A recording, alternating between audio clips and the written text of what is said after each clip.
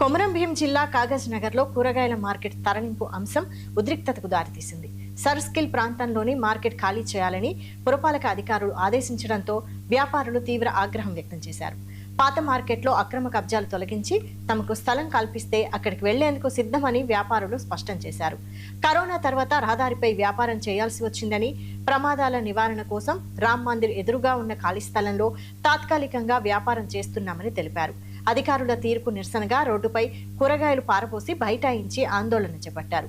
సమస్య పరిష్కరించే వరకు ఆందోళన విరమించేది లేదని వ్యాపారులు తేల్చి చెప్పారు.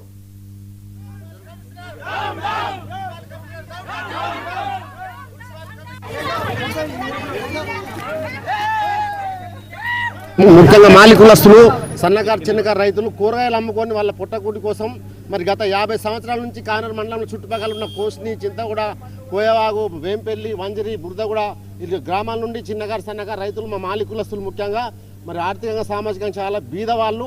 వీళ్ళు ఏదో పొట్టకూటి కోసం మరి గత 30 సంవత్సరాల నుండి అక్కడ మార్కెట్లో కూరగాయలు అమ్ముకుంటారు. మరి ఆ మార్కెట్లో ఉన్న స్థలం చాలా చిన్నగా ఉన్నది, అది కబ్జాకు గురైంది. వాళ్ళకి ఇంటి నెంబర్లు కూడా ఇచ్చి కబ్జా గురైతే చేసింది కూడా ఈ మున్సిపల్ కమిషనరే. మరి అప్పుడు చూడనట్టున్నాడు. ఇప్పుడు అది జాగా సరిపోతలేదని రోడ్డు మీద అమ్మితే రోడ్డు మీద ఆబ్జెక్షన్ ఉందని చెప్పేసి మరి పక్క రామ మందిరం కూడా ఏదో 100 ఫీట్ల రోడ్ అక్కడిక్కడ ఖాళీ ఉన్నది. ఈ రామ మందిరం ముందు కాలనీ వాసులు మరి వీళ్ళకి ఎటువంటి ఆబ్జెక్షన్ లేదు, మీరు ఇక్కడ కూరగాయలు అమ్ముకోవచ్చు అని చెప్పేసి మున్సిపల్ కమిషనర్ లెటర్ పెట్టిండు. అయినా మున్సిపల్ కమిషనరు రాజకీయ నాయకుల ఒత్తిడి వల్ల వీళ్ళ వినతి పత్రాన్ని పెట్టి వీళ్ళని కూరగాయలు అమ్ముకోకుండా చేసి వీళ్ళ పొట్టకూటి కోసం వీళ్ళ పొట్టకూడతాను కాబట్టి దయచేసి చూడండి. ఇక కూరగాయలు అమ్మి కింద బారేసిండు. వీళ్ళతో ఎట్లా బతుకుతారు వీళ్ళు? ఆ రోడ్డు మీద ఉంటేనేమో యాక్సిడెంట్ అయితే అంటారు. ఇక ఇంత పెద్ద జాగా మిగిలి ఉన్నది, ఇక్కడ కూరగాయలు అమ్మాలని వీళ్ళు కోరుకుంటారు. కాబట్టి దయచేసి మున్సిపల్ కమిషనర్ కావచ్చు, ఇక్కడ లోకల్ ఎమ్మెల్యే కూడా ఇక్కడ రావాలి, కలెక్టర్ రావాలి, వీళ్ళకు న్యాయం చేయాలి. మరి ఎక్కడైతే ఎక్కడ కూర్చుంటారో అక్కడ జాగా ఇచ్చే విధంగా వీళ్ళు సహకరిస్తే మంచిది.